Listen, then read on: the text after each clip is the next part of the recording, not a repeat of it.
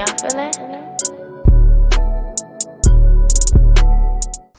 What's going on, guys? It is your boy Lonius Casper back with another Rogue Company video, and today we're talking about Cannon, the state of the game, and where he fits into the tier list. We'll be talking all about that. Let's get into it. Now, the first thing I'm going to say is the Gatling gun is very fun to use, but by no means I think it's overpowered unless you're playing in like TDM. I don't think it's overpowered. He gets limited movement, the duration is pretty balanced, and if you headshot him he dies, which, I mean, that's the case for normal Rogue Company, but I don't think it's an issue, and you should be rewarded for, you know, using your ability. Make you feel really good, and it's very, very dopamine triggering. I'm waffling, but anyways, one issue that I do have with his passive is that it feels pretty useless outside of his Gatling gun. When I'm using the AR, I feel like I barely get it. So the Sahara, or like any other AR, I've tried it with a couple of ARs. So I highly recommend using the Hydra if you're using an AR, because it will imitate that Mac character effect on release, and you deal more damage, so you're more likely to kill before you need to reload or proc your passive. Some of his perks are really useful, such as shredder rounds. The more ammo you have, the more chances you have to proc your passive, which is why I'm shocked he didn't come out with an LMG, but maybe they tested that and thought he would be way too overpowered, or they didn't want to program another LMG character after Mac. Toughen Up is great. I think the sledgehammer is the greatest melee weapon that you can use to swing. It deals claymore damage and it has greater swing speed. Of course, the drawback is it doesn't kill in one hit when you throw, because, you know, that would be overpowered unless you hit them in the head, in which case, fair dues, you deserve to get that kill. Life Drain and Headstrong are great perks, but both of them are really expensive, so you really need to prioritize what you need at that moment. And I don't think he needed Life Drain, and I'll explain why later. I think Replenish would have been a really good alternative considering his passive, but once again, I didn't program the character. It could have been way too overpowered. So, as I mentioned previously, he can use any other AR or shotgun in the game as long as you have it level 5. As I recommended earlier, I recommend the Hydra. But any shotgun I feel will work, because, you know, it's a shotgun.